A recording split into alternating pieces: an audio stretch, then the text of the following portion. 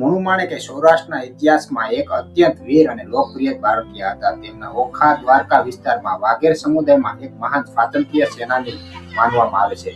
1857ના ભારતીય સ્વાતંત્ર્ય સંગ્રામ વખતે જ્યારે સમગ્ર ભારતમાં અંગ્રેજો વિરુદ્ધ ક્રાંતિની જ્વાળા ભભૂકી હતી, ત્યારે ઓખા દ્વારકાના વાઘેર સમુદાયે પણ ગાયકવાડના શાસન અને બ્રિટિશ હુકુમતને બળવો કર્યો હતો. આ બળવાના મુખ્ય સૂત્રધારોમાં જોધા માણેક અને મુળુ માણેક હતા. ઓખા મંડળ વિસ્તારમાં અંગ્રેજો અને ગાયકવાડ સરકારનો અત્યાચાર વધી ગયો હતો, જેના વિરોધ કરવા માટે મુળુ માણેકે હથિયાર ઉપાડ્યું. તેમણે ગેરીલા પદ્ધતિ મતલબ કે છાપામાર યુદ્ધ અપનાવી હતી. તેઓ ડુંગરમાં છુપાઈને અંગ્રેજ લશ્કર સામે હુમલો કરતા હતા. તેમની શૌર્ય ગાથાઓ સૌરાષ્ટ્રના લોક સાહિત્યમાં આજે પણ ગવાય છે. ઝવેરચંદ મેઘાણીએ સોરવટી બારોટિયામાં તેમની વીરતાનું પ્રસંગોનું વિસ્તૃત વર્ણન કર્યું છે. મુળુ માણેક અને તેમના સાથીઓ દ્વારકા અને બેટ દ્વારકા બ્રિટિશ શાસનમાંથી મુક્ત કરવાનો પ્રયત્ન કરતા હતા.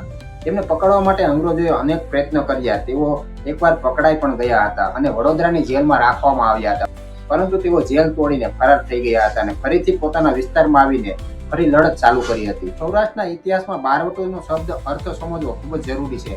અહીં બારવટિયા એટલે સાધારણ લૂંટારા નહીં, પણ એવા લોકો જે પોતાની જમીન, આબરૂ કે ધર્મ પર થયેલા અન્યાય માટે લડવા બહાર નીકળ્યા હોય. મુળુ માણેક માટે બ્રિટિશોને ગાયકવાડ શાસન દ્વારા તેમના વાઘેર સમુદાયને હકો છીનવી લેવા એ જ મુખ્ય કારણ હતું. તેઓ પ્રજાના રક્ષક હતા. અંગ્રેજો દ્વારકા અને બેટ દ્વારકાના મંદિરો અને ત્યાંની વ્યવસ્થામાં દખલગીરી શરૂ કરી. વાઘેરા સમુદાય માટે આ તેમના ઈષ્ટદેવ દ્વારકાધીશના અપમાન સમાન હતું. મુળુ માણેકની લડાઈનું એક મોટું કારણ ધાર્મિક અસ્મિતા પણ હતી. તેઓ શ્રદ્ધા અને ભક્તિ સાથે વીરતાનું એક અનોખું મિશ્રણ હતું. તમને જાણીને નવાઈ લાગશે કે મુળુ માણેકને પકડવા માટે અંગ્રેજ સરકારે તે સમયના લાખો રૂપિયા ખર્ચ્યા હતા અને હજારો સૈનિકો તૈનાત કર્યા હતા. એકાદ વ્યક્તિ પકડવા માટે અંગ્રેજો આટલી મોટી તૈયારી કરે તે સાબિત કરે છે કે મુળુ માણેક કેટલો મોટો પ્રભાવ હતો. તેમણે એક નાનકડા વિસ્તારમાંથી અંગ્રેજો સામે પડકાર ફેંક્યો. તે બ્રિટિશ હુકુમત માટે ગળાનું હાડકું બની ગયો હતો. કહેવાય છે કે લાંબા સંઘર્ષ પછી 7 મે 1869ના રોજ પોરબંદર પાસે રણપુર નજીક મુળુ માણેકને ઘેરી લેવામાં આવ્યા હતા.